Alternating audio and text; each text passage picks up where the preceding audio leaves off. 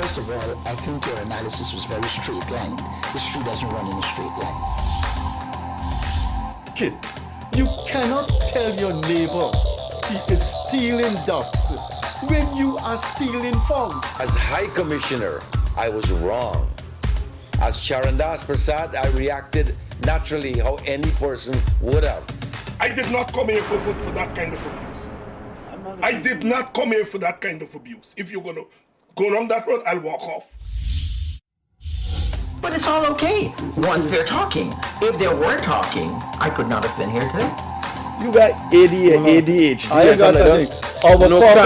Calm down. I think I've done enough in terms of taking our team out of trouble from losing. Tomorrow, Taylor. That's good. I'm reading the script now, and the first person that comes to my mind to play a detective, yes, but an erratic detective is Mikhail Rodriguez. Why an African slap an Indian? Why a man and slap a woman? No, Gildarie, you deal with that. You deal with that. We must encourage platforms like this because it brings together different people and allows for discussions to take place in our country on a multiplicity of fundamental issues. Gildarie, you apologizing for something you think I did is wrong. I don't want you to do that, and you should not have done that.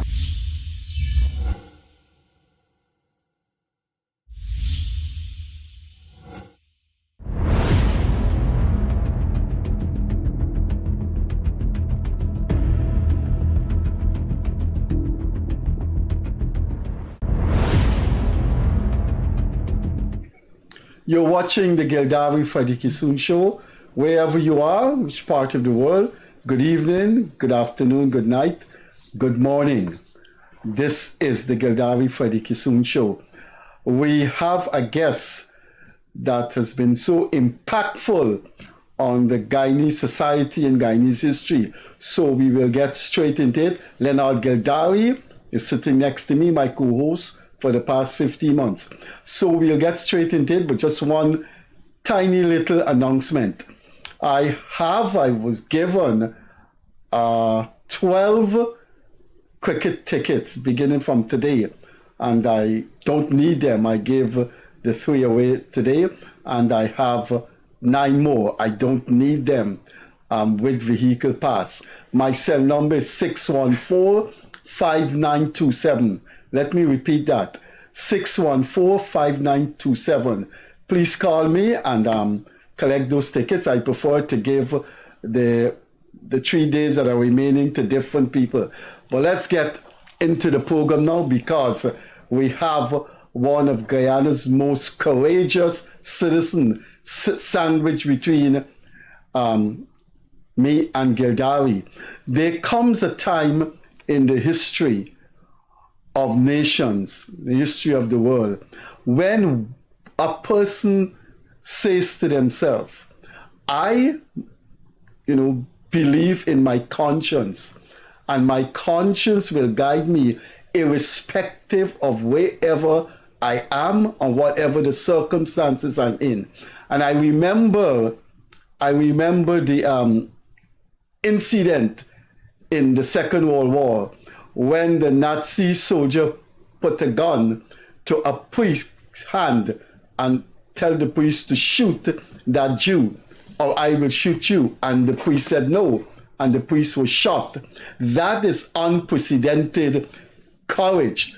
And we have a person in the studio this evening that Gildarie, I know, admires. I admire, and this entire nation admires. I cannot see if there is the formation of a democracy award, he would not, he probably would feature on the top of the list. There have been 2 types of action in recent Guyanese history. One was the no confidence motion, in which the nation was glued to its television set as the vote went on. And then one man from the government bed said, I am voting for the motion. And that had ripples and penetrations and all kinds of things in this country. The second circumstance, I think, is different in that the world was watching Guyana when this man made his impact. Unlike the no confidence motion, I don't think the world's eyes were on us. But in March 2020, as the days and weeks rolled by, the world's eyes were on us. There was an election and nobody knew what was happening to elections. Nobody knew when they would have the results. And one of the members of the ruling party, a very powerful member of the government, stood up during the controversy of the election and parted ways with his colleagues and his ministerial colleagues, his party colleagues. He said, I do not believe these results reflect the actual voting. And that thing had phenomenal effect on the Guyanese society. It was talked about for days and for weeks. That courageous man is in the studio this evening. That courageous man is a founder, member of the Alliance for Change, and the former cabinet minister holding the portfolio of business. Our guest this evening is Dominic Gaskin. Mr. Gaskin, it's an honor to be sitting next to you. I can tell you this, and this comes straight from my heart. Well, good evening, viewers, and good evening, Freddie and Leonard. And Freddie, thank you very much for that. Those very kind and generous remarks. I'm not sure I can live up to that kind of reputation that you have just foisted upon me, but I will do my best. But thanks again for inviting me on your show. Okay, thanks for being here. I want to show, I want to put this on the camera. If you can read that, that's his image up there. And it says it's taken from Newsroom, and it's a reproduction of the Facebook page of Dominic Gaskin of July 17, 2020. And it's headed, Dominic Gaskin, not a shred of evidence, coalition won elections. Mr. Gaskin, that is you, and those are your words? Those are my words, and that is indeed me. Yes. And is this a true reflection of what you've said? Yes, I think it's actually taken from verbatim from what I wrote. So yes, it is. And 3 years have gone, and is there anything that would cause you to depart from this pronouncement here? No, nothing has changed as far as that is concerned, because that was posted after the recount of the ballots, and there's been no new information or no new evidence to suggest that the recount or the results of the recount were not valid or did not reflect the actual results of the election. So, no, that stands. Those comments stand. Leonard? So good night, folks. And I did listen. That election of 2020, ladies and gentlemen, was something that was so very profound in my life in Guyana. And when you are a Guyanese or a citizen of any country, you will know a couple of things. One, the minute in a democracy that you enter into public office, you would expect that the scrutiny, the spotlight is going to come down to you. If you're worth your salt and you really were, you're supposed to be valued and you hold yourself high, you would know that every inch of your life could be scrutinized. And it is good when we have our leaders, when we have our politicians, when we have our representatives open themselves. I find it very unacceptable that we have politicians or people who deem themselves politicians would refuse to come on a show. I think if I'm a politician and that show or any show in fact is being held, I want to be on that platform for the simple reason I have nothing to hide. I want to represent the people of my country. And if I'm genuine, I want to be questioned. I want to be scrutinized. I want to be put on the hammer or the knife, whatever you want to call it. And so it is in that vein, when in 2020, during that 5 months, I saw in the newsroom of Kaitra News the statements that came out and what Dominic Gaskin stood for. He was the former Minister of Business in Guyana. But let's put that in context also. Courageous in the fact that Dominic Gaskin was no ordinary person too. He happened to be the son-in-law of the then sitting president, which is David Arthur Granger. And for him to have come out there, it was interesting. And so my first question to you, sir, because you're sitting here, we're doing history now. It's the first time that you're really going to have an insider, at least on this show, who's going to say, look, this is what happened. What were you feeling when you decide to go against what would have been the grain? And you come out and say, look, I disagree with what the narratives that you guys are putting out there. What did they say to you? How should I put that, or where should I start? It wasn't a sudden coming out, so to speak. I had an early indication, early in the Guyana context, because the elections were on a Monday. In most countries, we would have had results by Monday evening.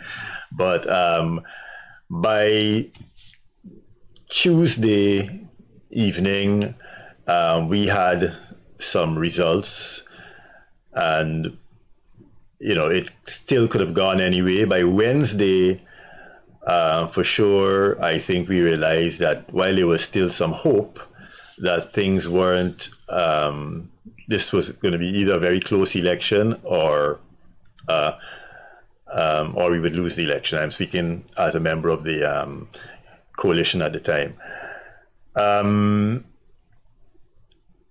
By the time of the declaration that was made for Region 4 by the returning officer, Mr. Mingo, I knew that those results could not possibly, the results that he declared, could not possibly have been accurate.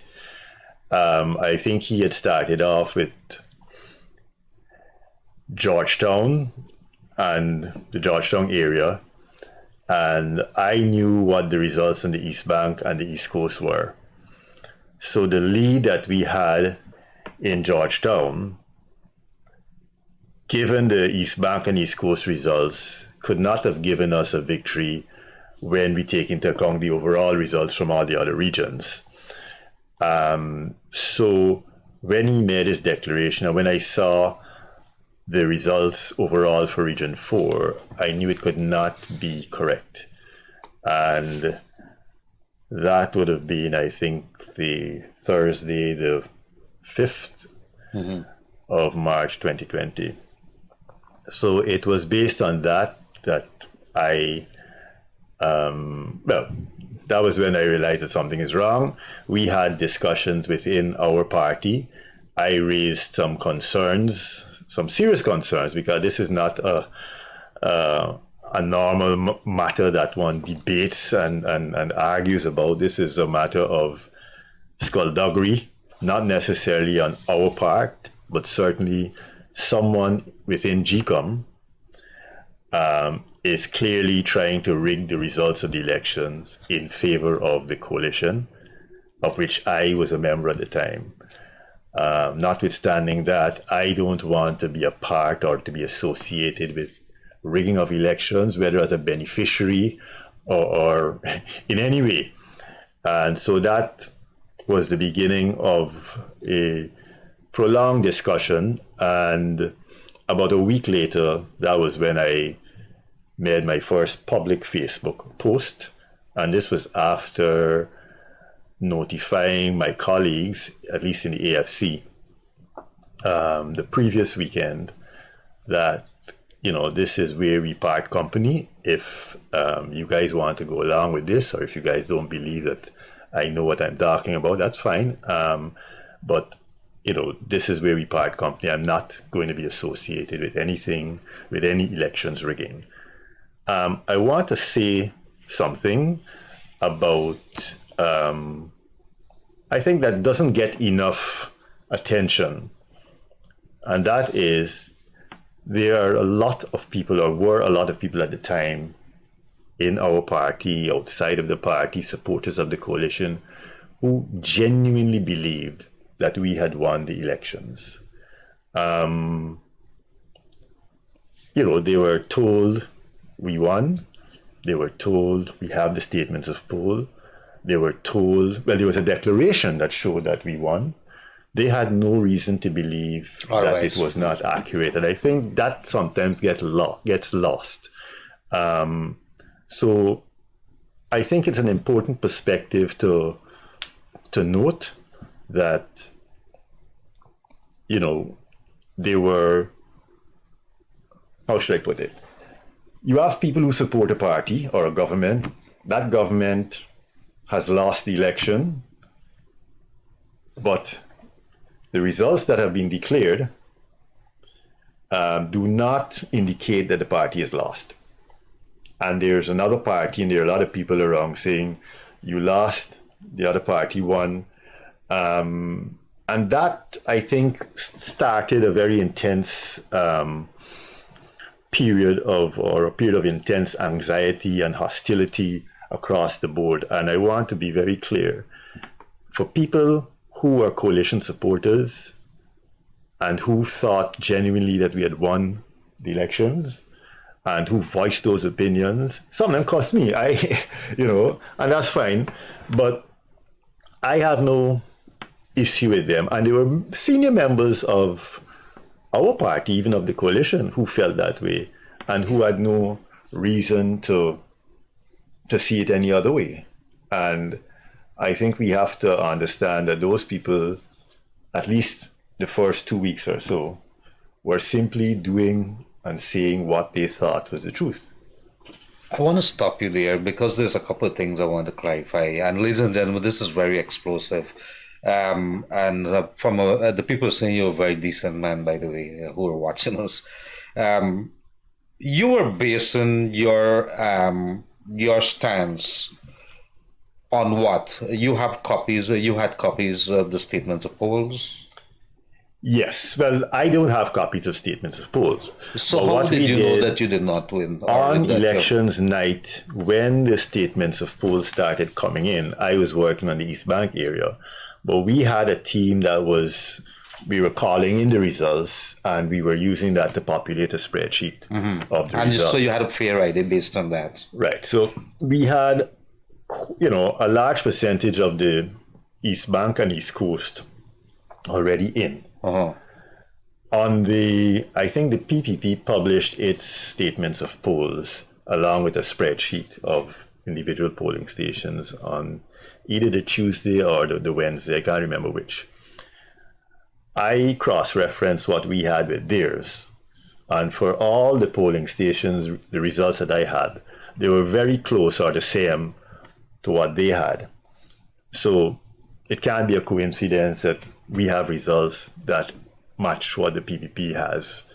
I'm not saying that I necessarily felt that all their results were accurate. I mean, I'm only working with the GCOM results. But at the same time, I mean, it was some sort of reassurance to have two parties having similar results. So based on those numbers that we had, which the PPP also had, which I don't think could have been a coincidence, because if they had done, as some people suggested, and falsified their statements of polls and their results, they wouldn't be matching up with what we had from what we received from outside of the polling stations or from some of our polling agents who were working there. So that is how when I realized that what Mr. Mingo was presenting could not possibly be correct.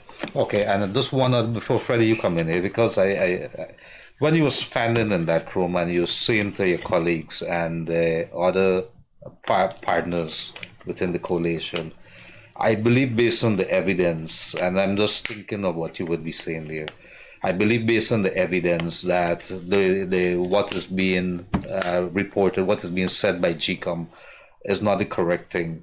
Were you the only one in the room who was saying that, or there were other people who were joining you? Who were those people? No, but first of all, I only had this discussion with my AFC colleagues. Mm-hmm. Second of all, I don't want to single out anyone. That's not why I'm here, and I don't like, telling tales out of school, so to speak. I think what we were trying to figure out is what we should do. If indeed what I was suggesting was true. Not everybody had been scrutinizing the numbers, so not everybody felt as strongly as I did that Mingo's results were not accurate. So they were going with what the crowd was saying, or what was being told, the narrative that was being put out there? Yeah, and also some of the results that they would have seen. But like I said, I did spend a lot of time scrutinizing the results the day after the elections, and leading up to the first declaration, the Region 4 declaration. So I think the mood was more or less, okay, so you may be correct, we don't know, we don't want to be associated with any rigging either, blah, blah, blah. If what you're suggesting is true, we have to figure out how we're going to deal with this, and that sort of thing. I was not completely satisfied that this would make any or change anything. I felt that we were slipping into a mode in which we would almost be forced to support something that was not right. Mm-hmm. And so the following day, or sometime shortly thereafter, I sent a message to my colleagues, and that was it. And I think later on in the week, I posted something publicly on Facebook, and that was the extent of my interaction with my colleagues. Any interviewer having someone like you here, and you see it all the time, all over the world, with people like you being interviewed, impactful, phenomenal people like you being interviewed, there is always the question, what was going through your mind, your psychology, that the whole world was looking at Guyana, and there the president's son-in-law is saying, I don't agree with the direction this election is going in. It doesn't add up. I mean, your statement says it here. I'm going to read part of this statement here, but I'd like to know, and I think this is an inevitable question. You stood out alone. You in the wilderness, you on a lonely road, and when you look back, there was no one there. But yet this thing had a phenomenal impact on the country. People in the world, the region was looking, this huge figure in the government, and the president's son-in-law is saying he doesn't agree with the direction. Were there lonely moments? Did you feel you needed to get away and go by yourself? What was happening to you? No, not at all, because bear in mind that the whole COVID pandemic had just started, and we were sort of about to go into lockdown, I think. So, there was no sense of loneliness or anything like that. I knew that, when you make statements that go against what a lot of people actually believe, and you will come in for some sort of criticism and cussing out and abusing out and that sort of thing. I didn't have any bad experience in terms of anybody. Most of the abuse happened online, so that was easy to ignore. A few people called me, not really to cuss me out or abuse me, but to ask me, how you could do that. And so I explained my position.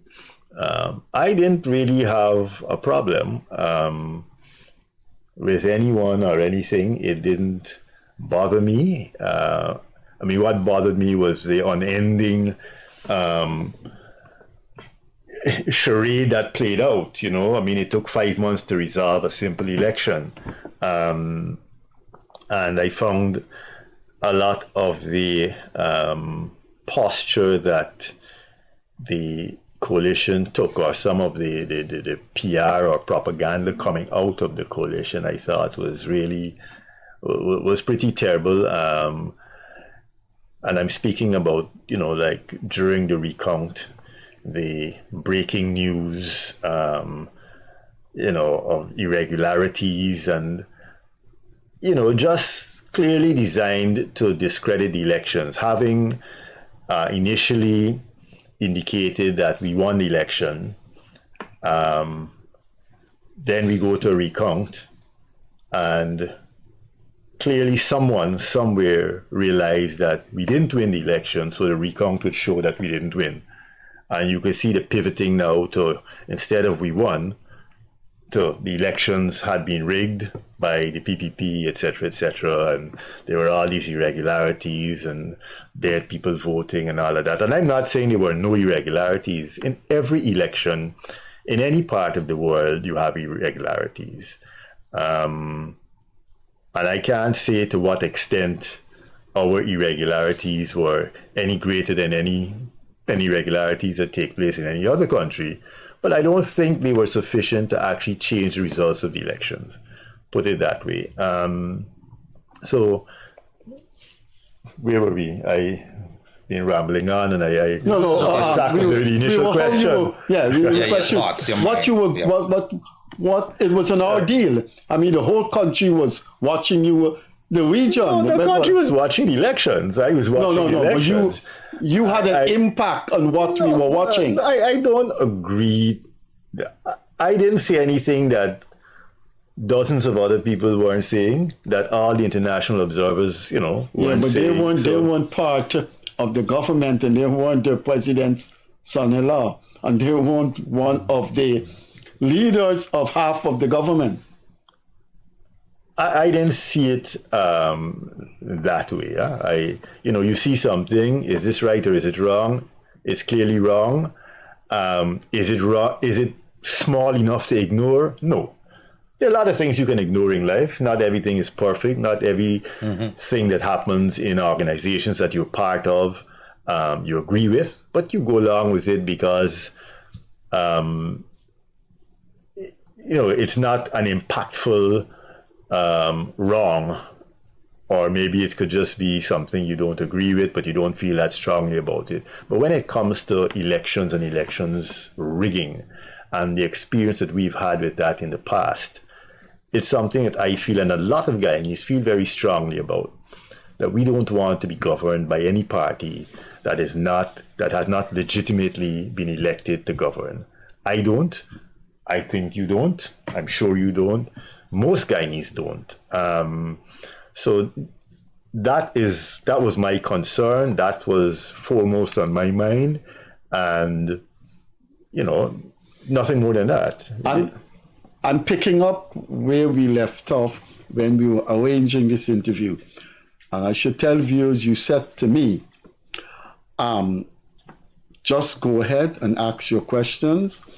If there's any question that I don't want to answer, I will decline to answer, but I don't believe that questions should be shaped to please an interviewee, and I really appreciated that.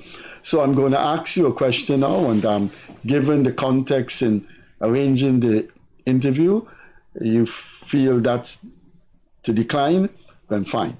My question is, because of the impact you've had, because of who you were in March, and when you made that cataclysmic statement or tsunamic statement, did very important strategically placed people in the ruling coalition sought to sit you down, for want of a better term, and say, don't do this. No, this thing is not in our interest. Don't do this. Please retract what you're saying, or did that ever happen? No, not at all. Not even once. No one called me. No one reached out to me. I think I had made my position very clear to my colleagues in the AFC, as well as on my public post about the matter. So, no, that did not happen. And Mr. Gaskin, the elephant in the room, of course, would be here. You are the president's son-in-law, but you were a minister within government. And he would have been lead of the list. Am I correct? Is that the correct term? Representative of the list, right. yeah. I would believe that if I am faced with a position with you, that I have two reasons why I would want to reach out to him. One, because he's the lead of the list. And two, he's my father-in-law, and I would want to do that, although it might be a conflict of interest. Some people might argue, but I believe it gives me that the door is open for that. Did you try to reach out to President David Granger and says, look, these are my concerns. Please use your powers. Do not pursue this or do not entertain it. Did you do that? No, I didn't. Why would you not have wanted to pursue that road? You felt very strongly. You came out and you said that. For the simple reason that we were a coalition of two entities, one being APNU, one being the AFC. I was a member of the AFC. I was in government as a member of the AFC. The president was the leader of the APNU and the president of the country, of course. As an AFC member, I take my issues to my party, and my party leader can take it up with the leader of the APNU, and that has always been the case, or the channels through which we communicate outside of cabinet, of course, or any other forum where one communicates more directly. And as a follow-up, there was a lot of rumors that was swirling around during those 5 months that a few people were calling the shots, and that the president of the day, President David Granger, was isolated. Would you care to comment on that? No, I don't know. I have no knowledge of what was going on behind the scenes, within the APNU, so I can't comment on that. You were one of the founding members of the AFC. Actually, I wasn't. I joined the AFC very shortly after they launched, but I wasn't one of the founding members. But from what I've known, I've campaigned for the AFC in 2011, 2015. Your presence was very pronounced, and there was a healthy respect for you in the leadership. When this thing started to unfold, the chicanery, the subterfuge, and then you made your intervention, didn't your colleagues, your trusted colleagues, weren't you able to say to them, listen, follow me, issue a statement, and let's put this thing to rest? Did you appeal to them, to their conscience, and say, listen, let's get out of this thing. This thing is going to take us down apart. You said in your Facebook page on July 17th, it's a part that, you actually said it's a part that we should not go down. Yeah, no, my only appeal was in the last meeting that we had. I think it was the Saturday after the election. That's when I mentioned the discussion before. That's when we had a fairly lengthy discussion about it, and that was my only appeal. I wouldn't call it an appeal. It was a discussion. It was a healthy discussion to some extent. I just didn't feel that there was sufficient consensus around the table that there indeed was rigging taking place. And also, I just didn't feel that, well, there was never a suggestion that anyone within the AFC was involved in elections rigging. The issue is whether GCOM was involved in rigging the election in favor of the coalition. Even if we accept, or even if we start to figure, well, okay, maybe that is so, I think the issue was what do we do about it? It wasn't the PNC or APNU or the AFC that was caught, presenting false results or falsified statements of polls. It was GCOM.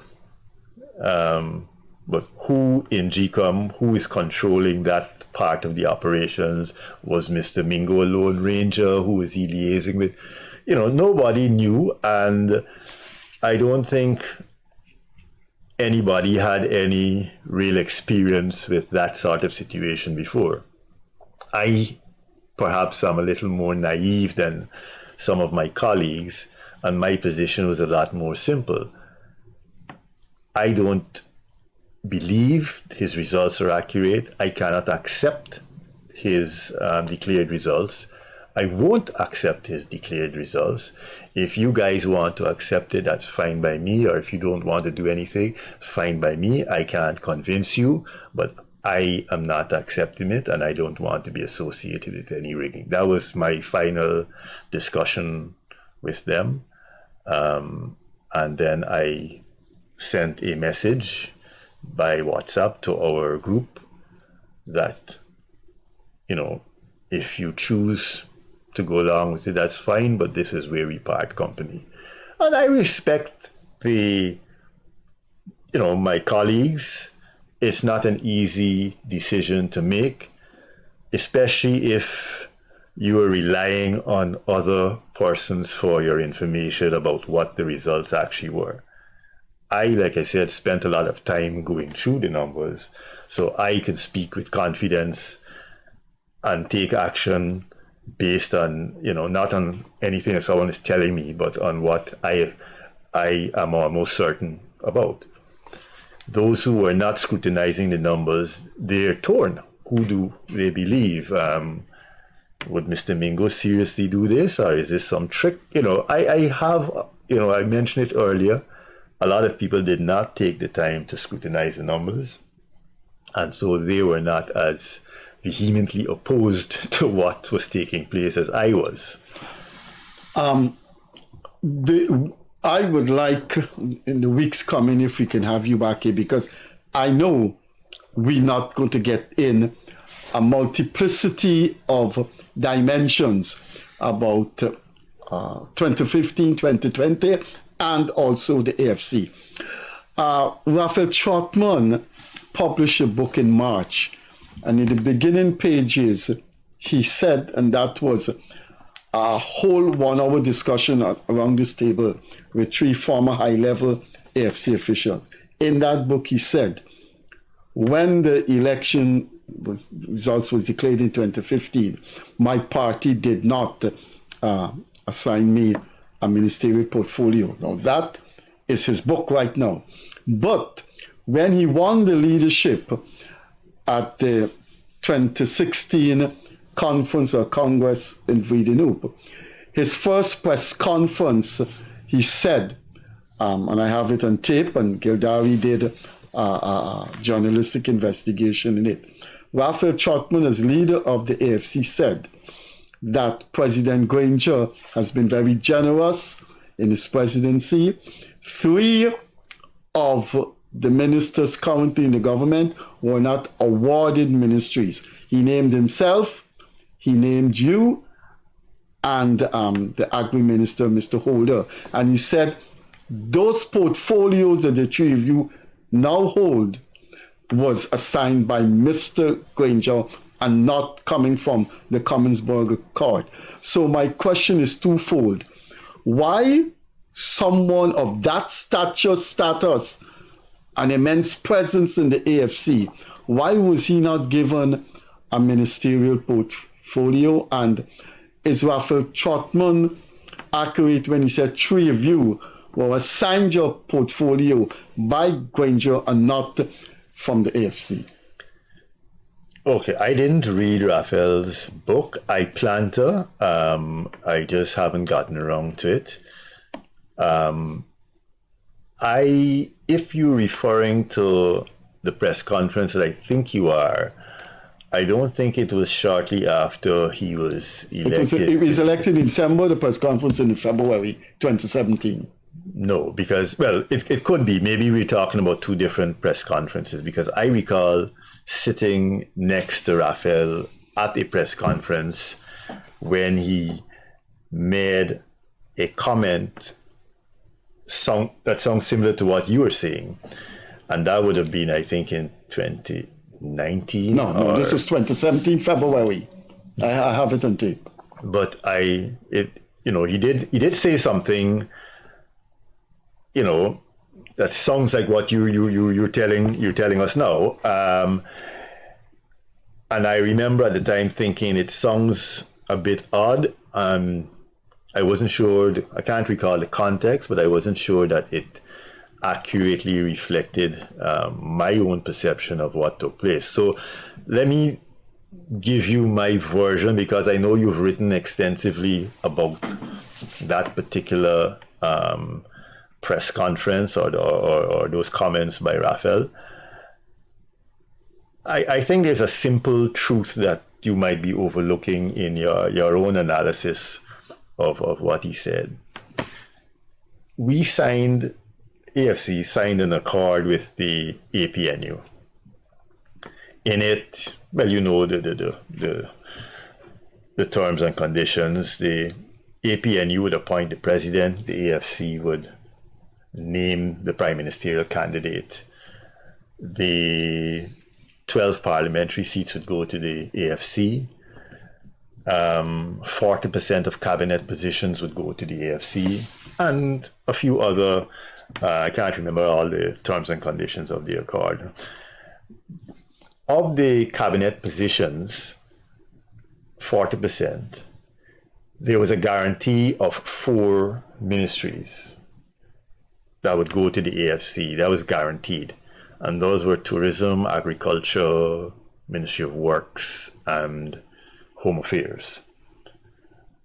So after the elections were declared, and we won the election and had to form a government, I think the first order of business was to but to name those the 4 persons for those ministries.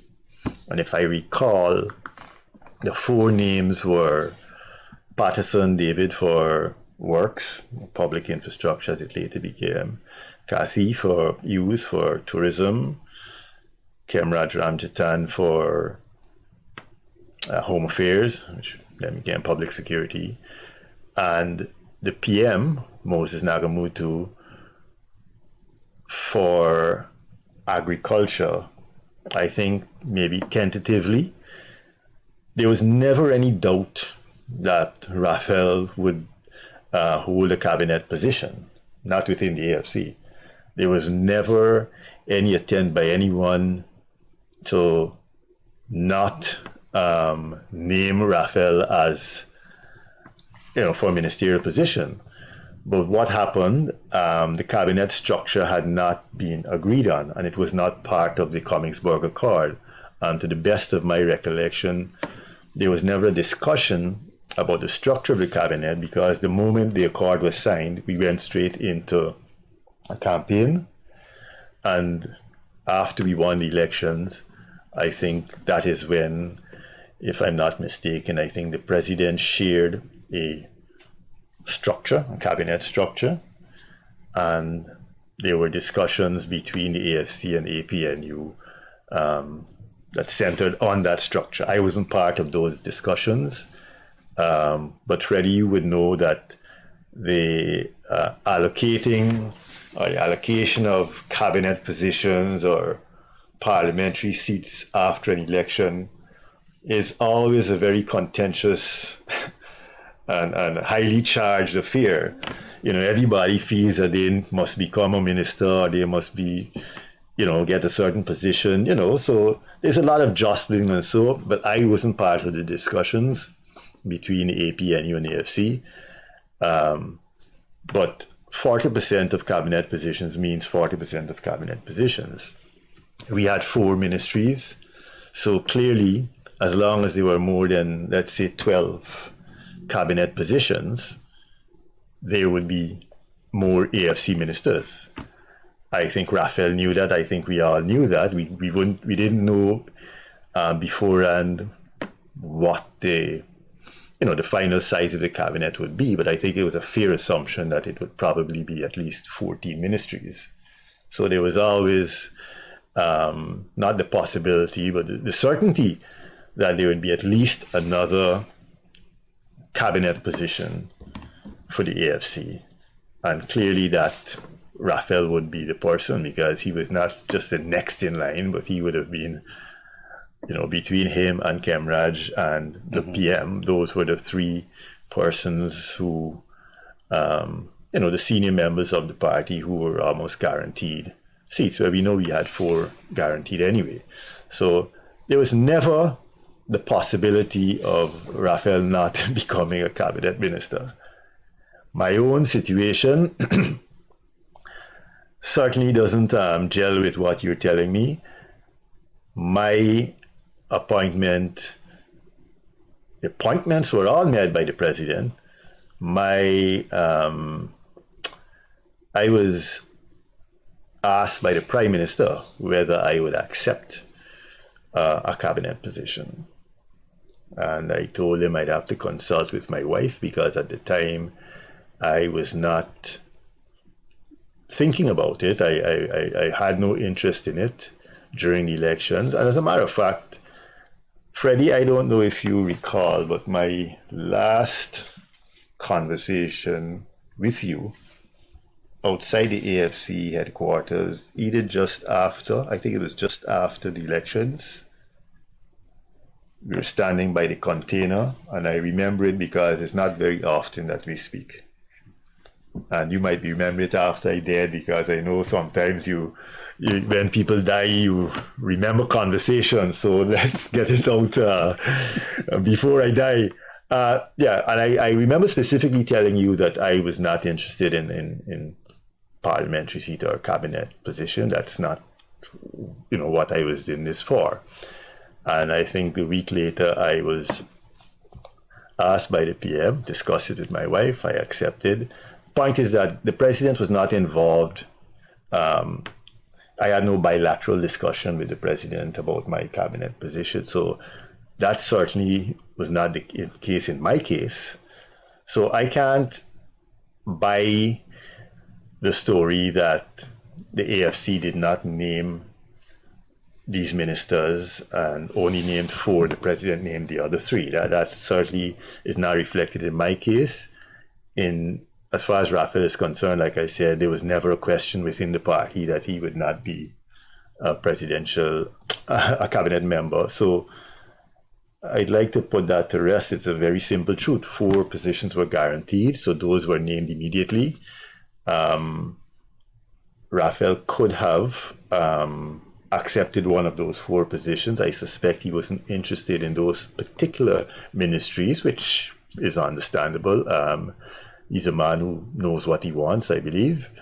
And he may have had, a more strategic approach to which ministry he would want to head.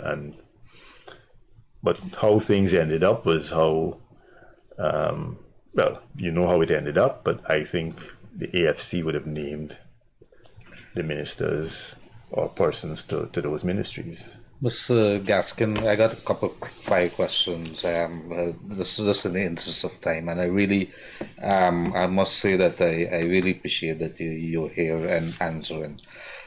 One, we spoke about GCOM, and you indicated that in those early days of the within that 5 months, there was very little idea or evidence who would have been tenant GCOM. GCOM, I think it could have been concluded that GCOM was not doing this on their own. 3 years later, have you made any determination who were the puppet master or the people pulling the string or directing GCOM?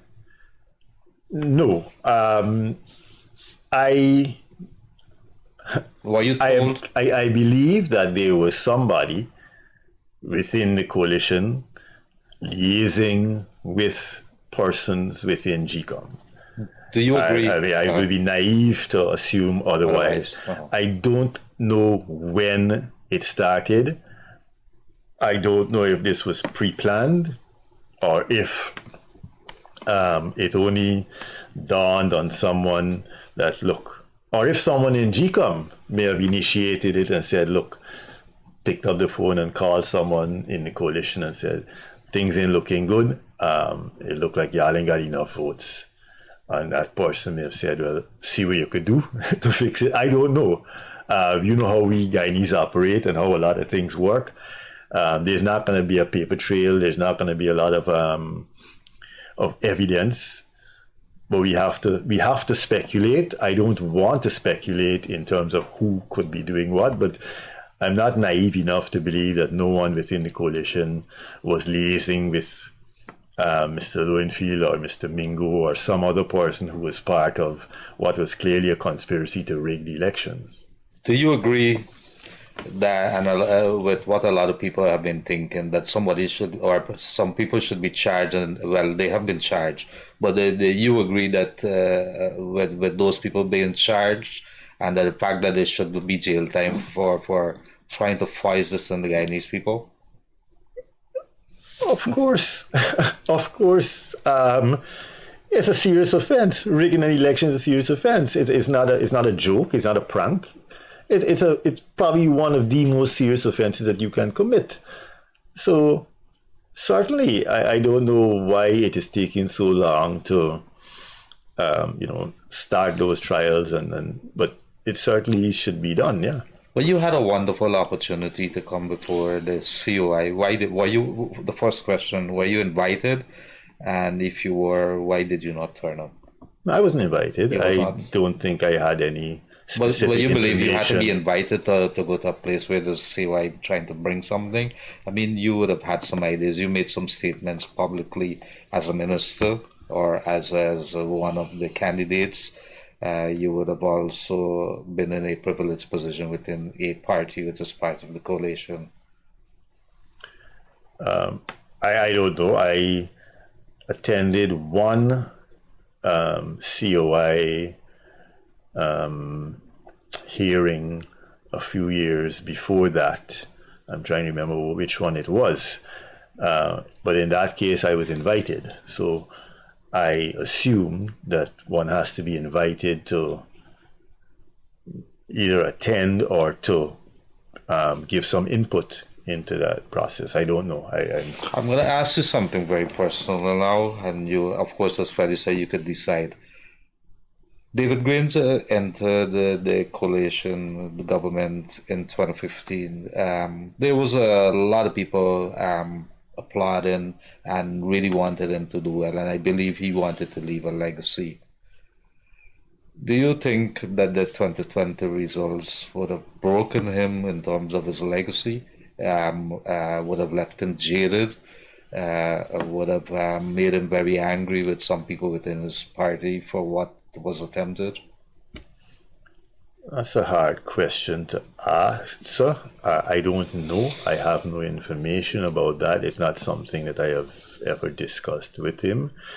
But I would say if I were in his position, I would be, I would feel betrayed by persons close to me and within my party. I would. But that's as much as I can offer. I read that in October there's going to be a democracy award given to people who stood up for freedom. And I think the planners of that award have the election thing in mind. I'd like on this program this evening, and this is independent of you, and you can't stop me from saying what I want to say. I think there would be a consensus if the issue is thrown out that Dominic Gaskin should be given one of those awards. And I believe the reason for that is that you stood as a wedge, one of the leaders of the AFC, one of the cabinet ministers, one of the members of the coalition government saying, no, this thing is wrong.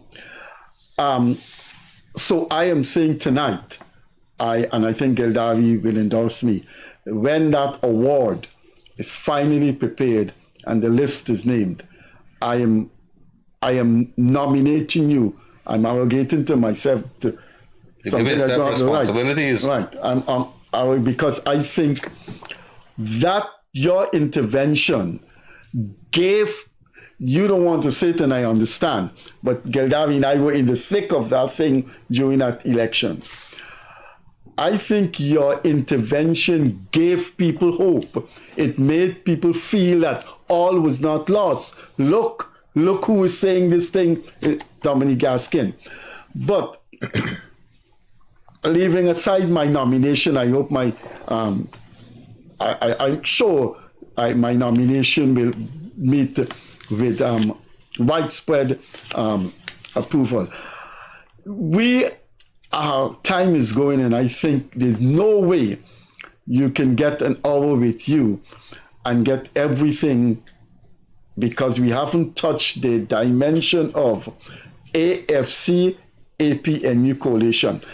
I haven't read any analysis from any independent sociologist, political scientist, historian. I haven't read any that said the AFC lost its way in government because it was not seen as fulfilling the dreams that it embraced from 2005, and it was disappointing people.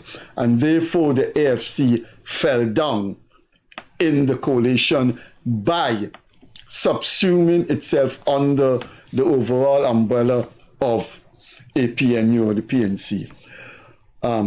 Your thoughts? Thoughts. First of all, please don't nominate me. I would be embarrassed. I made a few Facebook posts from the comfort of my home. There were people out there every night, every single night, watching the containers, some being arrested and harassed by the police. You yourselves were very, very vocal, and a number of other people were much, much more vocal. I just made 4 Facebook posts. I didn't go anywhere. I didn't do anything. All I did was, sit down and type out a couple of things. Because of who I am, they got some attention, or who I was, they got attention. But so please don't, like I said, I'd feel embarrassed. I know where you're coming from, and I accept that modesty. But I started the program by saying, just a statement, just an action at a particular time in history can change course. And I think you and Charandas did. But you still, to answer my question, where did it go wrong, if it went wrong for the AFC in government? Okay. There were 2 imperatives, or conflicting imperatives, for the AFC. One was to preserve the coalition, and the other was to make good on our campaign promises and stay true to our first principles, I guess. I don't think we did a good job of the latter, because I think we placed too much emphasis on preserving the coalition. And I think it's important to understand that it was the AFC that brought the no confidence motion against the PPP government. It was the AFC that, up until then, had publicly stated that it would never form a coalition with either of the 2 major parties to contest elections. And we took a lot of criticism for that. And things changed, I think, around 2014. And, the situation changed. And with that new information, but with that new Under those circumstances, we felt that maybe strategically it might be a good idea to revisit that earlier decision, especially in the light of the no confidence motion and the fact that there could be an election coming up soon. And with that said, we drafted a proposal and we shared it with the APNU. And there was a negotiation and the Cummingsburg Accord was signed and we won the election and we entered into government.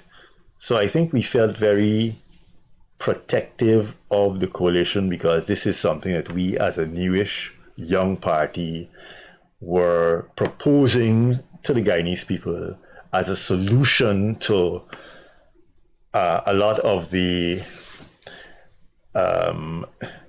insecurities and the ethnic insecurities that we have lived with under either of the two major governments since independence. So for that reason, I think we wanted it to work.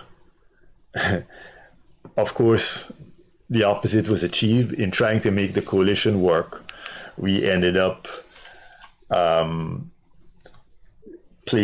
de-emphasizing our independence, because a coalition in Guyana is different to a coalition in Italy or in Israel, where parties pool their parliamentary seats to get a majority and govern the country. We have to campaign together as a single party, win an election, and then operate as a single party. And to be independent in that sort of scenario is a little more tricky than it is in those countries. And I'm not making excuses. There, as you said, it's a long discussion, which I am not